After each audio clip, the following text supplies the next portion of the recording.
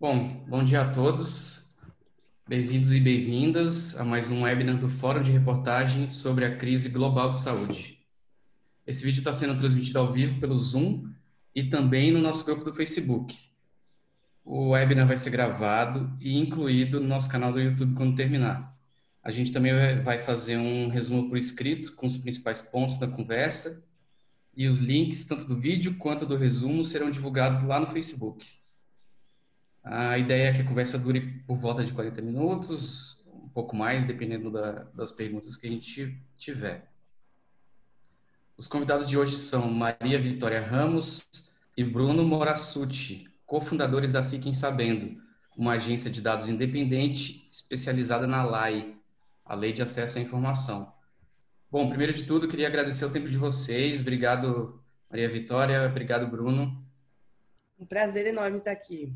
Eu que agradeço o convite. Muito obrigado.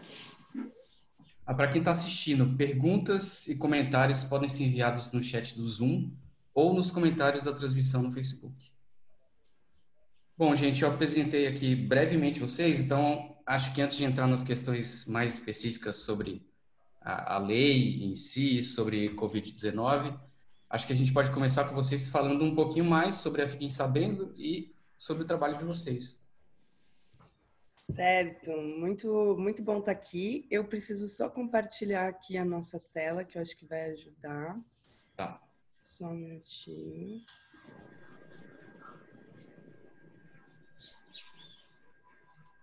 Pronto. Vocês estão vendo minha tela? Sim.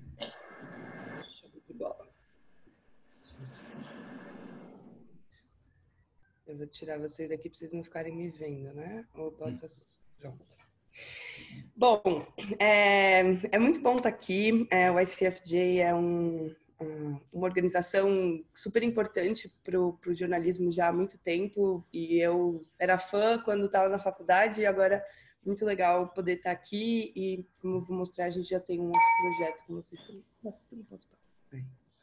Bom, a Fiquem Sabendo, ela nasceu de um homem só, o Léo Arcoverde fundou a Fiquem Sabendo em 2015, e por 2 anos e meio ficou na missão de, primeiro, mostrar para o jornalismo que a LAI existia e que ela era possível de ser organizada para ser usada no jornalismo diário.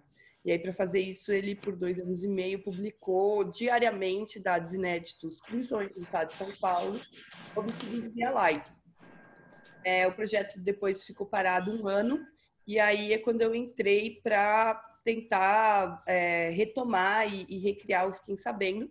E aí a gente pôde contar com um baita time, que hoje a gente tem aqui o Bruno, mas já estamos hoje com 9 pessoas na Fiquem Sabendo.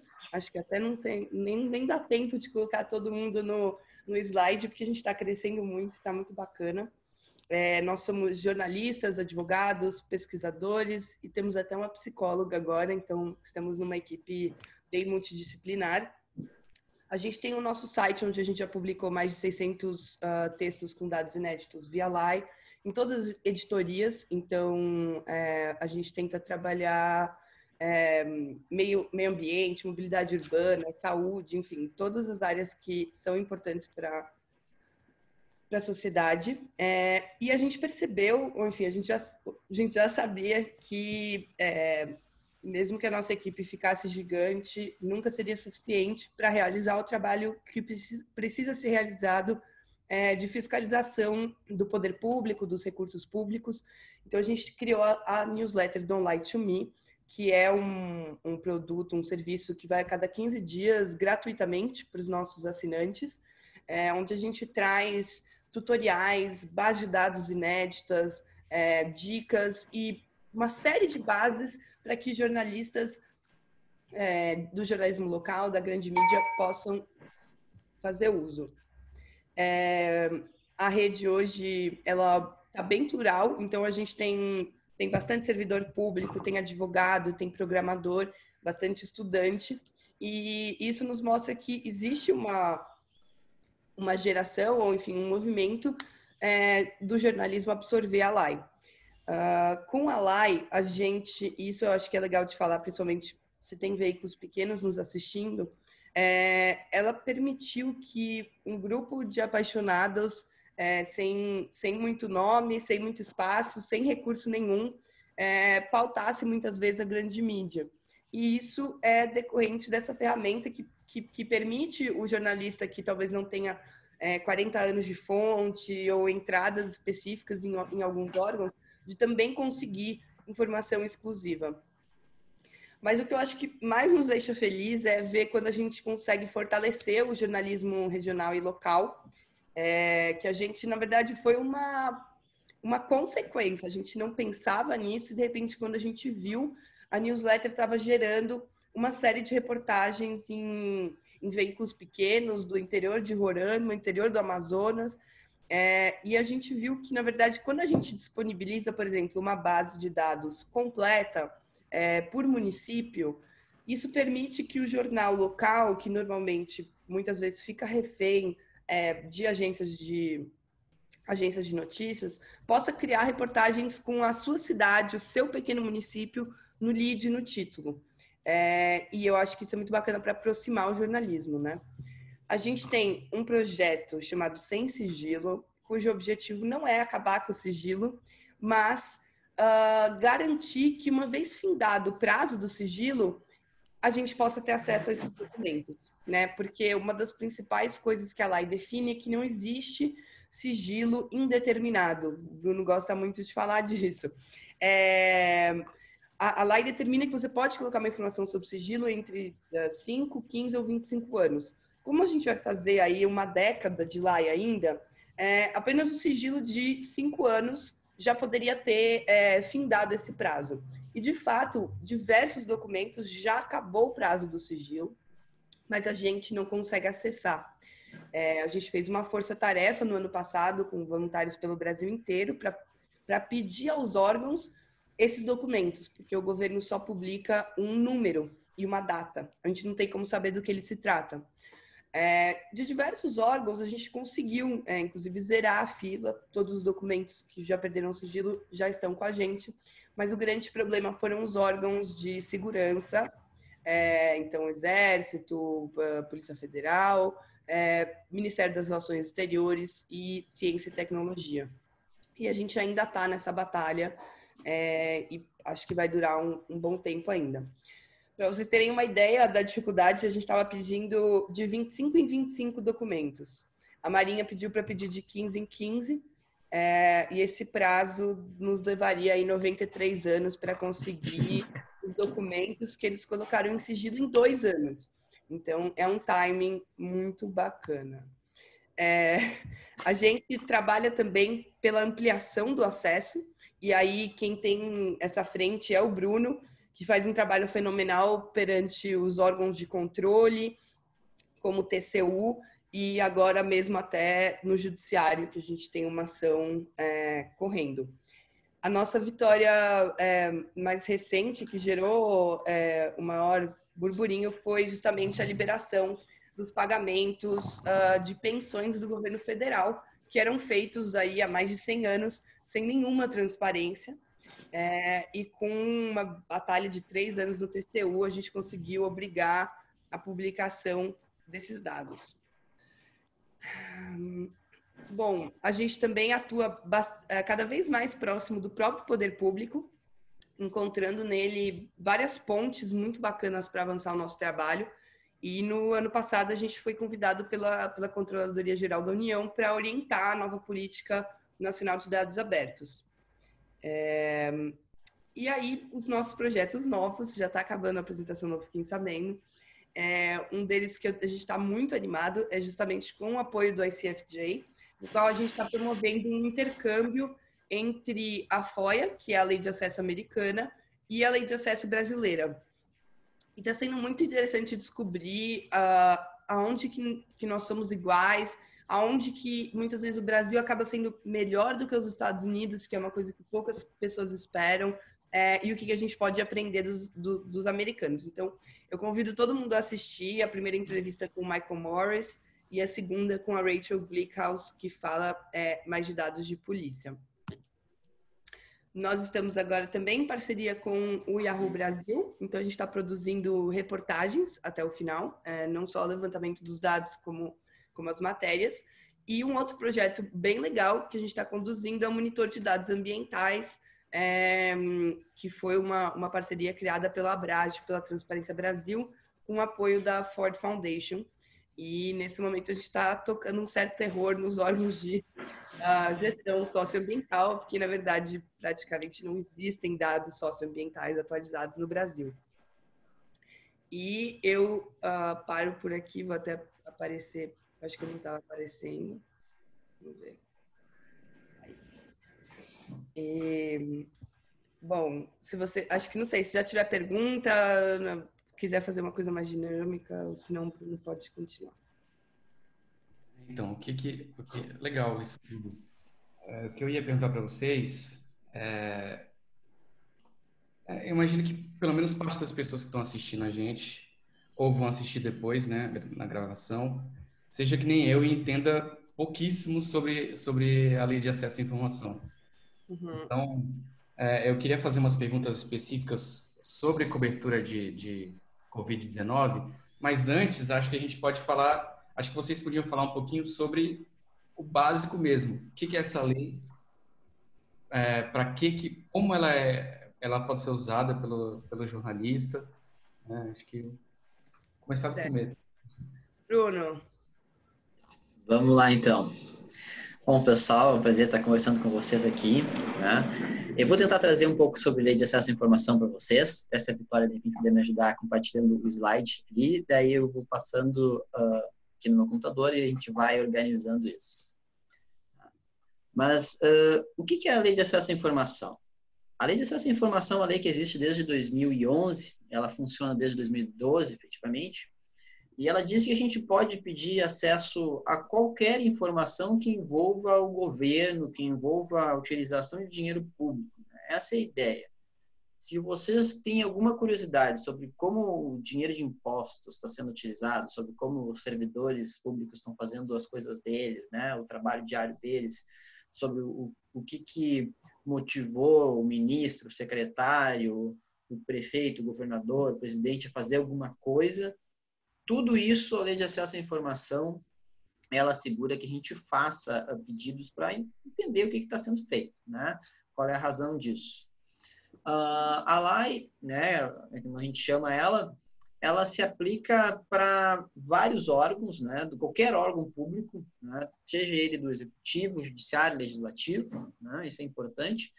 Ela é bem ampla, então também Tribunal de Contas, aqui não está na listinha, mas também se aplica. Ministério Público também se aplica, Defensoria Pública também se aplica. Acho que a regra é receber o dinheiro do governo está na lei, né? Isso. A regra é basicamente essa. Então, a gente tem empresas estatais também, né? Ou empresas que são controladas pelo governo. O que é controlado pelo governo? O governo tem dinheiro, investe dinheiro ali. A gente também tem direito de ter acesso a esse tipo de informação. E entidades privadas sem fins lucrativos, que é muito comum na área da saúde, onde tem muita associação que recebe dinheiro público para executar serviços de assistência ou executar mesmo diretamente prestação de saúde, também a gente pode obter informações a respeito dessas atividades, né?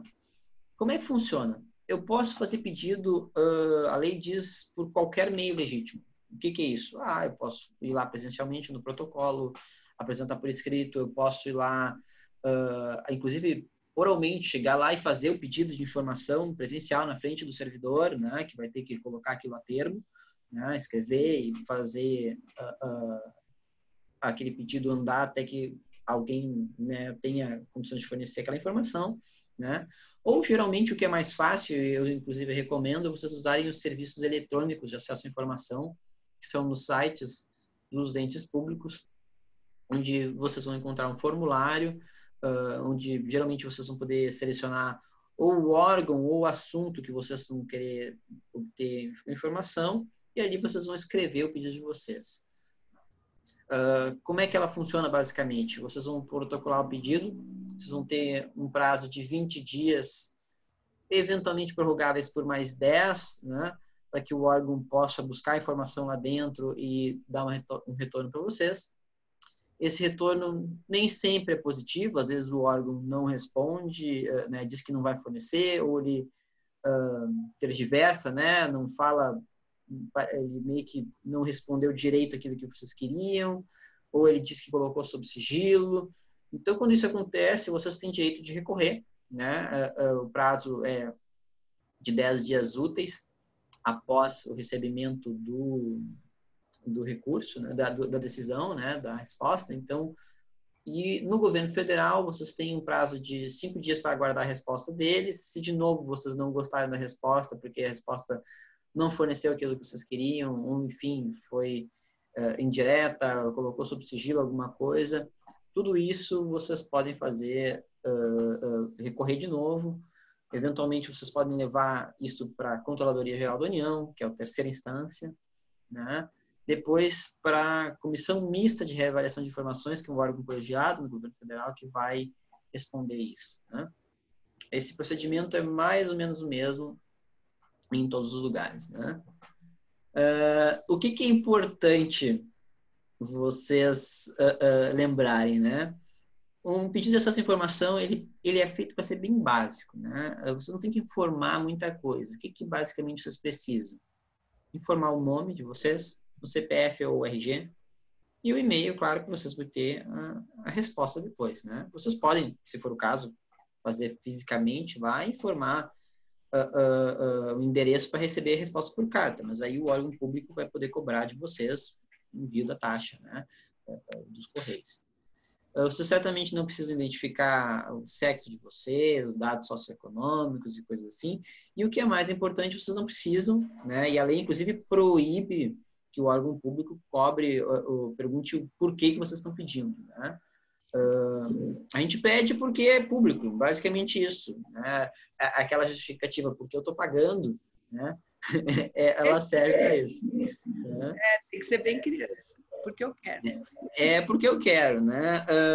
Então, resistam à tentativa de informar a justificativa para não acostumar mal o gestor público de que algumas justificativas seriam mais legítimas que outras. Não, é um exercício de democracia, né? De cidadania. O que é importante vocês saberem, existe a possibilidade de fazer pedidos anônimos, né? O que seria, na realidade, esse anonimato?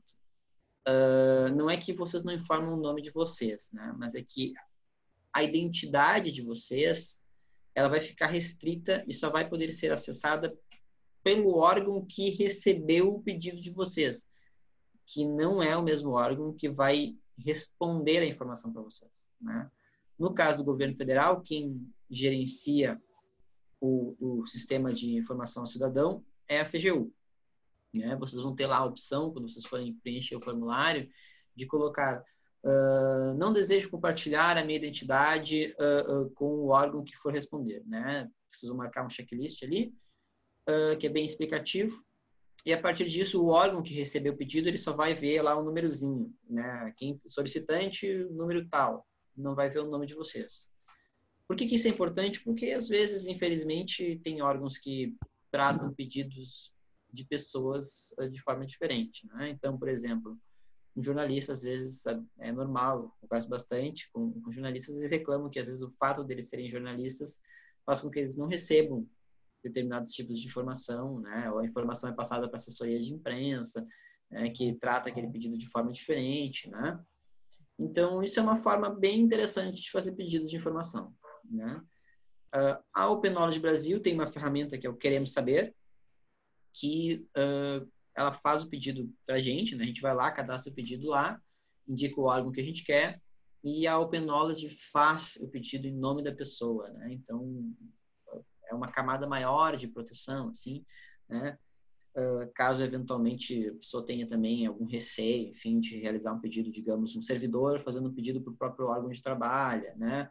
Ou uma pessoa que mora numa cidade pequena, que às vezes a dinâmica é um pouco mais complexa, né? Também pode fazer o pedido por essas ferramentas, né? Eu estou olhando aqui, eu não sei se pelo tempo que a gente tem, talvez valesse passar essa parte mais prática, mas a gente pode disponibilizar o link para isso, porque o nosso PowerPoint completo de oficina, ele visa justamente ser um material de consulta. Então, depois, quem quiser ver o passo a passo, a gente pode passar o link. Legal. Deixa eu Perfeito. aproveitar para fazer uma pergunta que eu acho que encaixa nisso aí que você está explicando, Bruno. Claro. O Daniel está perguntando aqui, ele diz que a estrutura pública é enorme e tem várias camadas, né? Então, como saber para qual órgão ele deve enviar o pedido de acesso? Bom, Vamos estar aqui mesmo. a minha recomendação é, às vezes, dar uma procurada no Google, né? Fazer um bom pedido de informação exige um pouquinho de pesquisa antes, né? Além disso, vocês podem tentar ligar para o órgão antes, né? E só se informar, olha, eu quero saber quem é que cuida disso, né? Qual é o órgão que cuida disso? Se o órgão, se digamos a prefeitura, o governo estadual, o governo federal tiver uma ouvidoria, tentar entrar em contato antes para dar uma pesquisada ajuda bastante, né? Ou tentar entrar em contato com alguém da área que trabalha com o assunto para tentar fazer um levantamento. Mas, se não, às vezes é tentativa e erro também. Vocês vão fazer um pedido para um órgão, né? E se ele não tiver informação, a lei diz que ele tem que indicar o órgão responsável por responder esse pedido, né? E, inclusive, se for do mesmo ente, eles devem transferir esse pedido para o órgão competente, né? Mas facilita muito você jogar no Google antes, porque você, assim, é a história, você pedir dados de sistema prisional para a Secretaria de Segurança Pública, você não vai conseguir. Então, jogar a palavra-chave e o, assim, órgão responsável, lei seca no Google, você vai conseguir já direcionar melhor o seu pedido. E aí acho que é legal de falar dos precedentes, que é uma coisa que nos ajuda bastante. O que é legal, assim, né? Quando vocês forem pedir planilha, sempre pedir planilhas em formatos abertos, né? O órgão público não está acostumado, geralmente, a fornecer isso. O que é formato aberto?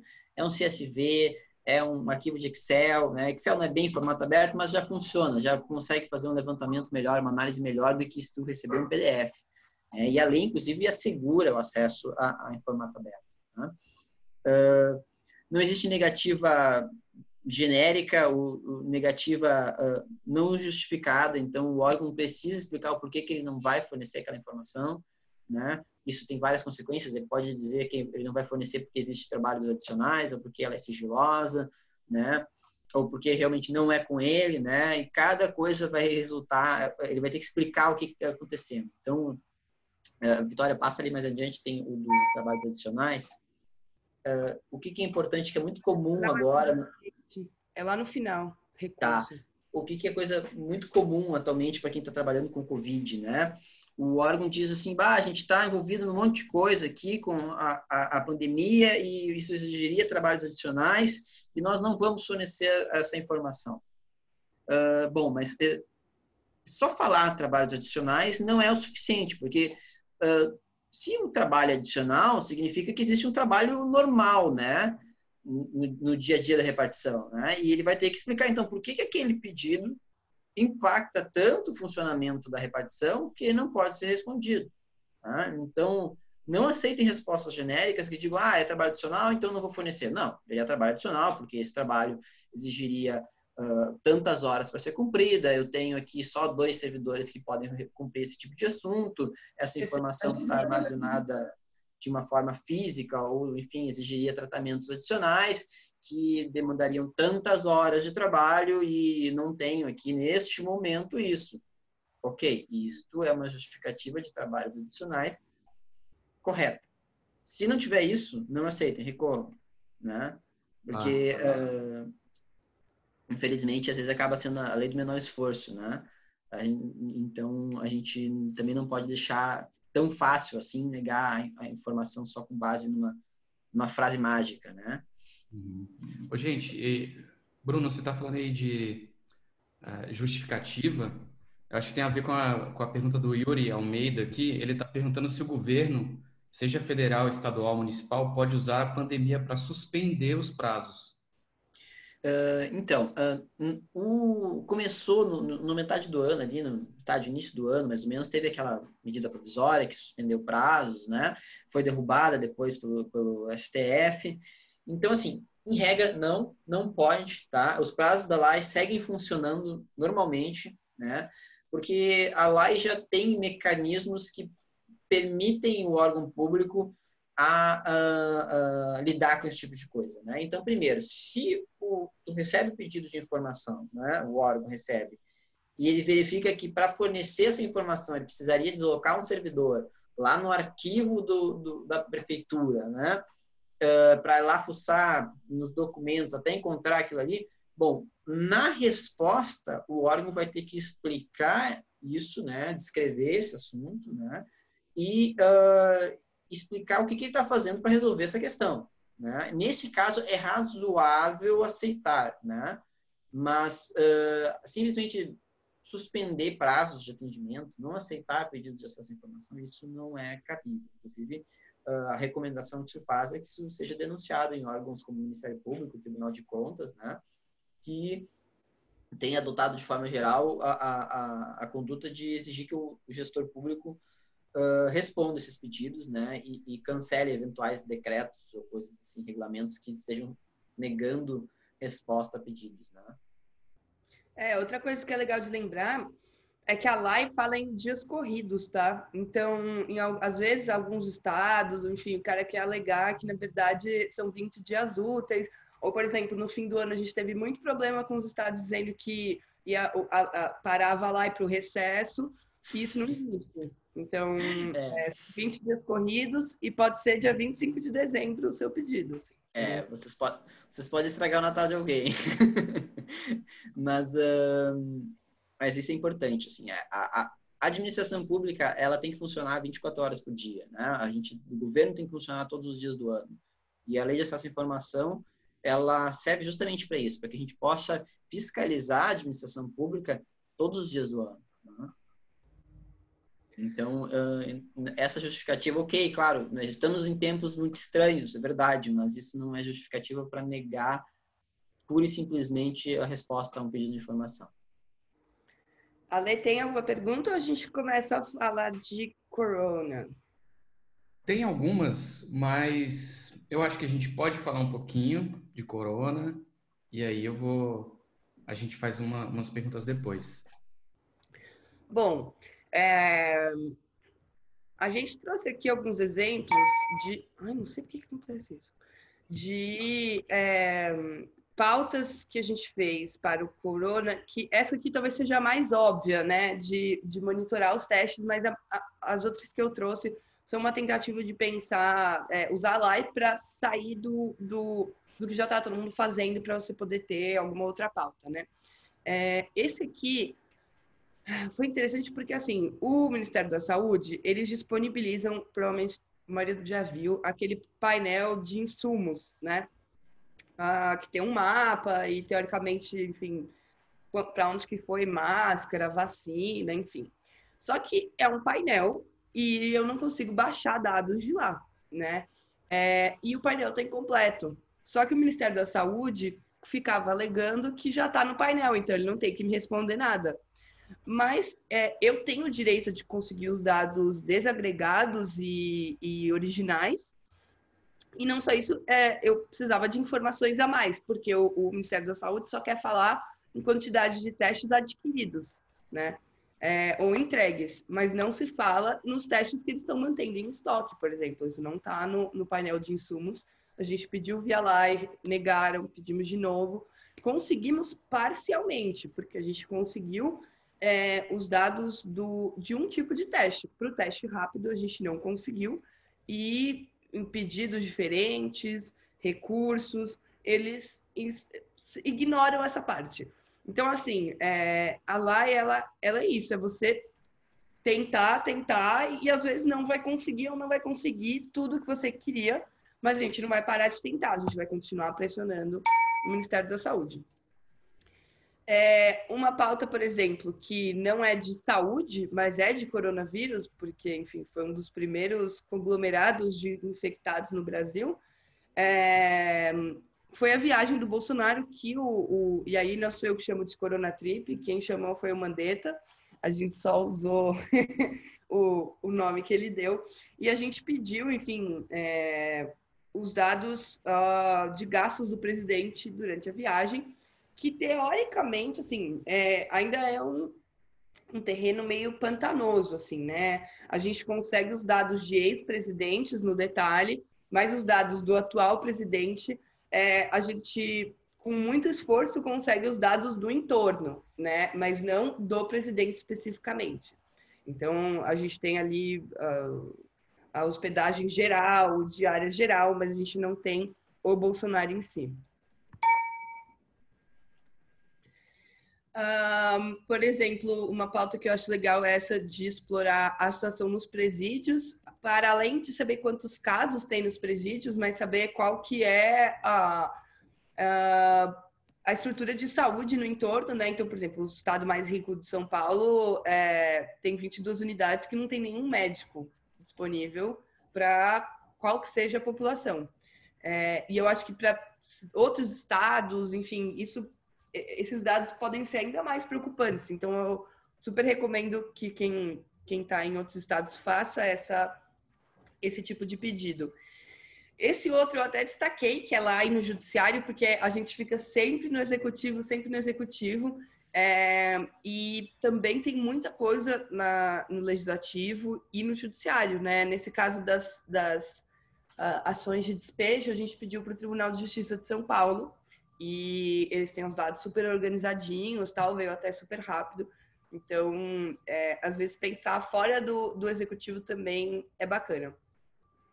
Outra coisa que é legal de pensar são as grandes empresas de gestão do governo. Então, os hospitais universitários, na sua maioria, são geridos por uma empresa, que é a Empresa Brasileira de Hospitais Universitários. Então, a gente até fez uns 39 pedidos, mas eles têm uma central só, então eles responderam, eles juntaram tudo num pedido e responderam para a gente os dados de todos os hospitais.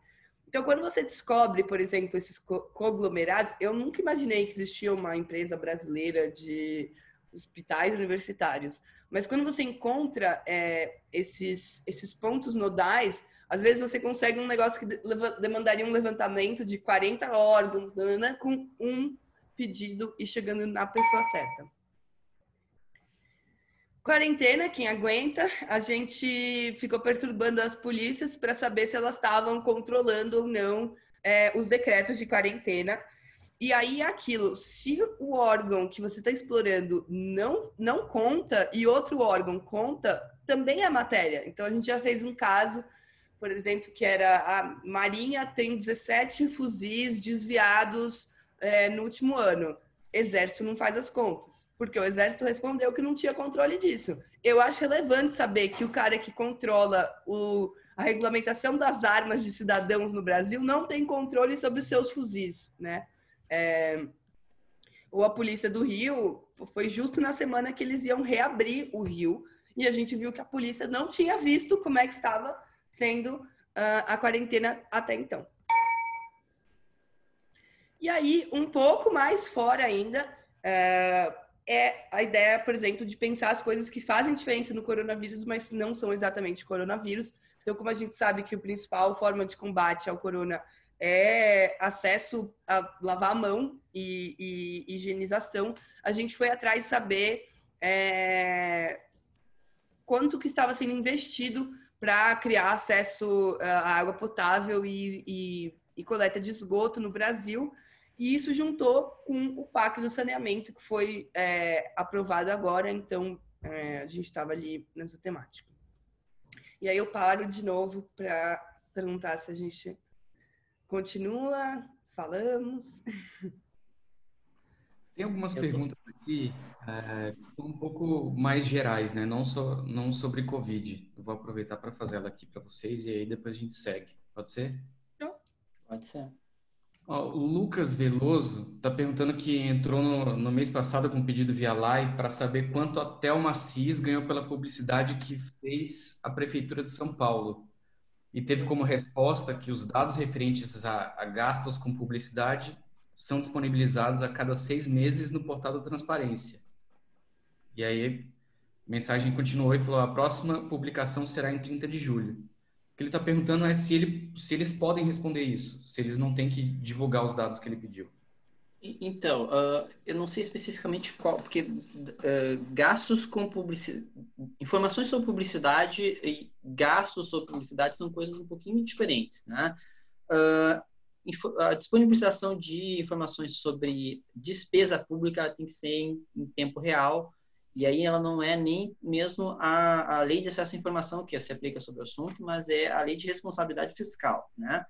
É a lei que vai falar sobre transparência de dinheiro, né? Então, se o órgão não está disponibilizando essa informação em tempo real é o que é? É um dia útil seguinte a disponibilização da informação para o órgão público, né? Não é bem necessariamente o que a gente está acostumado em tempo real aqui, né, acontecendo. Mas, então, isso não está muito correto, né? Eu não vejo prerrogativa nenhuma para isso. Assim, eu não vejo prerrogativa nenhuma para isso. Tipo, a gente aceita que tem que ser num dia determinado quando é um grande sistema, como um DataSUS, o Cisnit, lá, enfim, do saneamento, tipo, que os caras precisam bater todo o sistema antes de soltar e tal. Agora, verba de publicidade tem que mandar, não tem tem que identificar o que está por trás disso, né? Se é um trabalho de consolidação específico, que me parece que gastos com publicidade não exige, né? Aí realmente essa justificativa não faz muito sentido, assim, né? Mas eu acho importante investigar, né? Um pedido de informação sobre isso, justamente o que motiva essa disponibilização a cada 6 meses, talvez fosse uma coisa interessante, né? Para saber por que eles demoram tanto, né? Às vezes está uma pauta aí no meio, né? Mas, de toda forma, gasto sobre execução orçamentária tem que ser disponibilizado tão logo a execução ocorra, né? Então, se já foi pago ali em janeiro, aquele gasto tem que estar disponibilizado já em janeiro.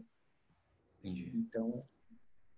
eu ainda só acrescentaria uma coisa assim, eu estou tratando exatamente disso com o Ministério da Saúde. A gente tem um caso aí de influenciadores que a gente quer saber. Eles passaram para a gente uma planilha dizendo, paguei 100 mil para não sei quem fazer 3 posts, 100 mil para não sei quem fazer 3 posts.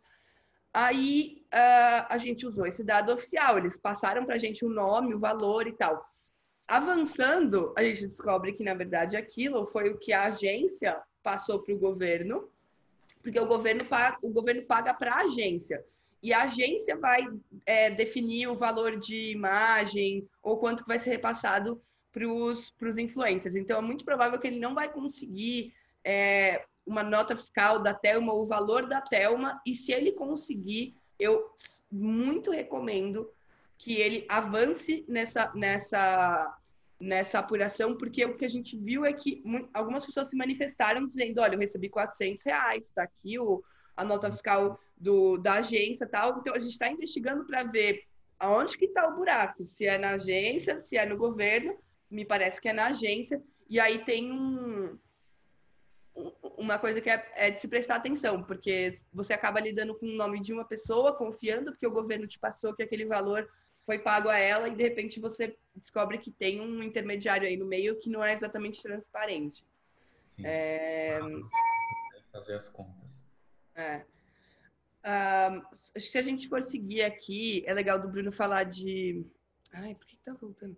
Da questão das negativas, né? Porque uma coisa que eu acho que a gente vê muito com quem está começando com a LAI, ou quem usa a LAI em momentos muito específicos, é a frustração com a negativa, ou achar que 1 pedido, 2 pedidos, 5 pedidos, se eles forem negados, a LAI não funciona.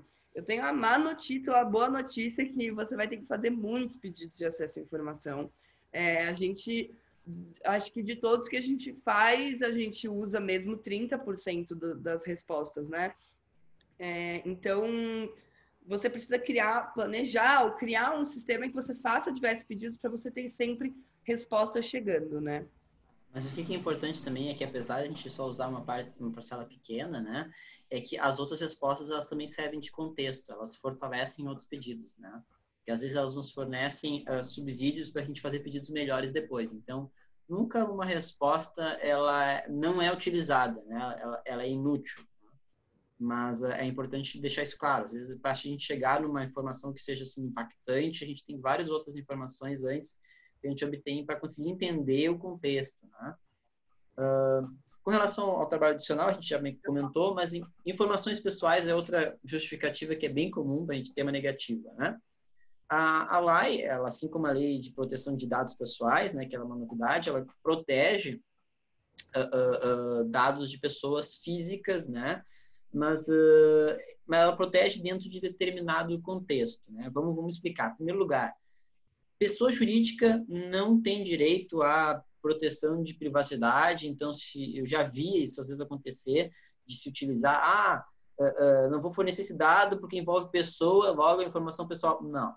Pessoa jurídica, qualquer que seja, se é empresa, se é associação, que quer que seja, não tem direito à privacidade, né? Então, isso não se aplica.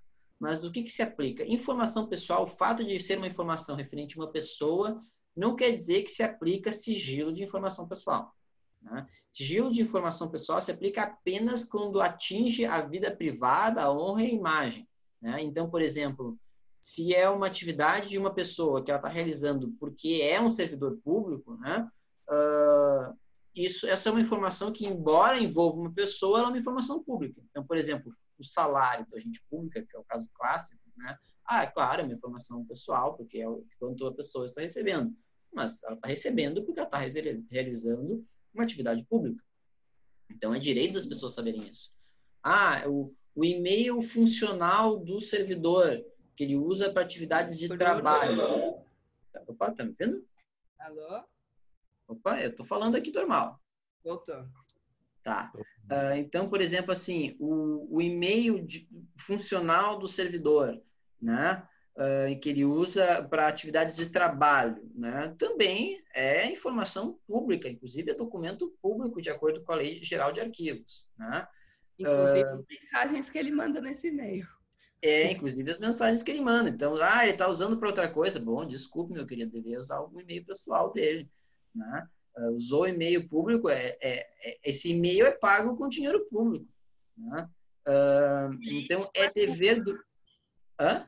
Político é pessoa pública. Isso. Então, o que é importante saber é que o órgão, ele tem que, além de dizer que a informação é pessoal, ele tem que explicar o motivo pelo qual essa informação pessoal ela atinge a vida privada, a honra e a imagem. Só dizer que isso é uma informação pessoal não vale, né? Não deve ser aceito esse tipo de resposta, né? E o que a gente faz normalmente é pedir, se essa é a justificativa, a gente fala, tudo bem, tira veda o que, como é que chama? Tarja o que é pessoal e manda o resto. Aí a gente avalia, né? Bom, o sigilo é uma questão que a gente está trabalhando aí, como eu falei para vocês, até no projeto Sem Sigilo. Ele costuma ser usado mais em questões de segurança pública, ou enfim, segurança, né? Basicamente nesse contexto que o sigilo acaba sendo usado, ou então ciência e tecnologia para pesquisa. O Bruno nos ensinou uma coisa muito legal, que é o seguinte: o sigilo, para ser considerado sigilo, precisa ter sido feito um termo ajustando aquele sigilo, assinado por um servidor que se responsabiliza pelo sigilo daquela informação. Então, primeira coisa que eu acho que é importante não confundir, que a gente vê algumas vezes em jornal, enfim, que é porque você recebeu uma negativa, você falar que aquela informação está em sigilo. Você só pode dizer que uma informação está em sigilo se o órgão te fornecer um documento mostrando que ele está, de fato, em sigilo. E aí, enfim, a gente...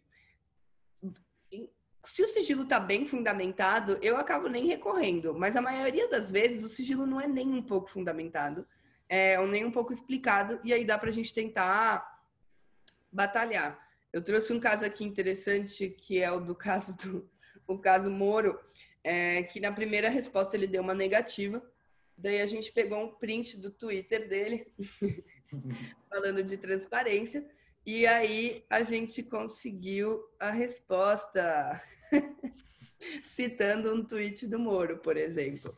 Então, dá para tentar alguns caminhos diferentes e não ortodoxos. E por último, Se você não conseguiu o dado, a ausência de informação também é notícia.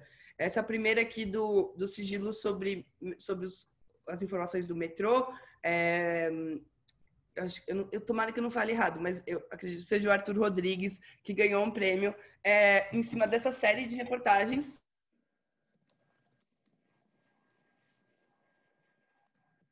Alô, Vitória? Bom, então, enquanto a Vitória...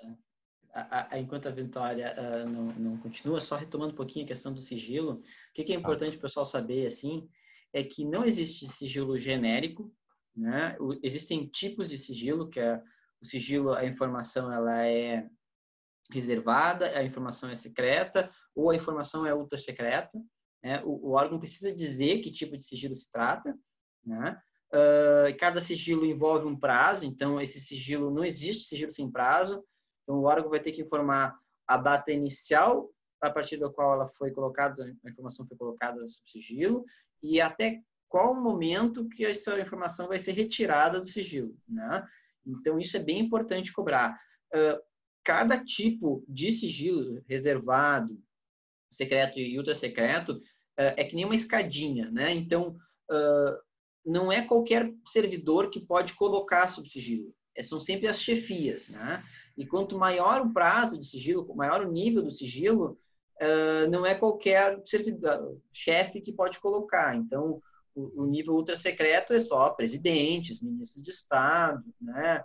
Governador. Então, isso é importante. Assim, não basta o órgão dizer, não, essa é uma informação ultra secreta e nós não vamos passar. Não. Se é a informação ultra secreta, me passa, então, o despacho em que o prefeito reconhece que essa informação é ultra secreta, ele explica o porquê que é ultra secreta e ele assina lá, indicando o prazo inicial e prazo final. Aí, ok.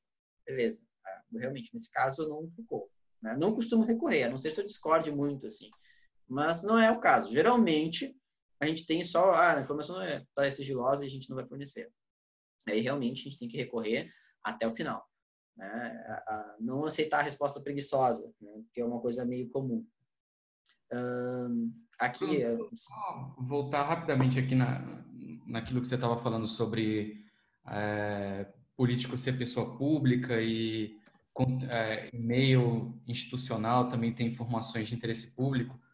A gente pode ter acesso ao conteúdo de e-mails institucionais, por exemplo, o Daniel está perguntando aqui do Taixa, do Mandetta, Isso. da época que eles foram ministros, a gente pode solicitar o conteúdo desses e-mails? Sim, a gente pode solicitar, inclusive é bem comum, se a gente for olhar nos Estados Unidos, assim, eles pedem não só o e-mail, eles pedem mensagem de Twitter, mensagem de WhatsApp, SMS, né? Claro, eventualmente essas informações podem ser sigilosas por algum motivo, mas daí cai na regra do sigilo, em que tem que explicar o motivo do sigilo, o prazo do sigilo e todas essas questões, mas é informação pública. Às vezes a gente tem órgãos que têm assim, a péssima prática de achar que isso é uma informação pessoal. Não é. É a informação de um servidor, né, qualquer que seja o nível dele, que está trabalhando para exercer um serviço público. Se ele está fazendo um serviço público, aquilo ali é informação pública. Então, a gente pode e deve pedir, cobrar mais para que, inclusive, os órgãos que hoje em dia dizem que é informação pessoal, parem com isso, porque não é uma informação pessoal. Mas não é ainda muito comum a gente ver esse tipo de pedido e não é muito comum a gente ver esse tipo de resposta. Mas, sim, é uma informação pública que pode ser requerida. Acho que daí, né? De conteúdo de...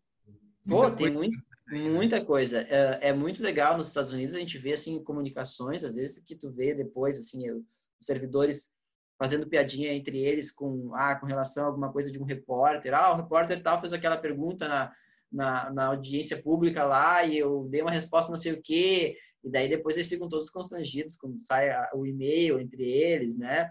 Ou então eles dizem assim, não, tem que tirar a placa lá que diz que vai anunciar a obra porque a obra vai atrasar, né? Mas aí tu vai ver publicamente o sujeito dizer, não, vai sair a obra, vai sair, né? Sim. É importante a gente cobrar esse tipo de coisa, inclusive porque serviço público tem que ser realizado em meios públicos. Então, toda aquela celeuma que deu, se alguém lembra da história da Hillary, lá dos e-mails da Hillary, o grande problema disso não era o que ela usava e-mails, mas é que ela estava usando o e-mail privado dela para fazer uma função pública. Ela tinha um cargo público na época, né? Então, esse foi o grande problema, a grande celeuma, porque tu não pode usar teu e-mail privado para fazer um serviço público. Tu tem aquilo ali, serve para manter um registro, para que depois, quando alguém perguntar, mas por que tu decidiu dessa forma, tu possa pegar e mostrar, olha, eu decidi dessa forma, porque eu recebi essa e essa informação e realmente aquela era a melhor conclusão a ser tomada. Perfeito, democrático, normal, né? Assim que as coisas deveriam acontecer. Se não é porque a gente não cobra o suficiente ainda. A gente tem que cobrar mais. Justo. Bruno, a gente tem uma pergunta aqui. Eu não entendi direito, talvez para você... talvez você consiga entender, que é a pergunta da Carolina Villanova, perguntando o que é essa lista 03/06 que vocês citam como local para pedir info de estados. Tá, eu sei. É que a gente tinha uma planilha que a gente disponibilizava que tinha a listinha de todos os SICs estaduais, tá? E é que ela foi atualizada a última vez nessa data, né? A gente precisa reatualizar ela, porque às vezes alguns links mudam, coisas assim.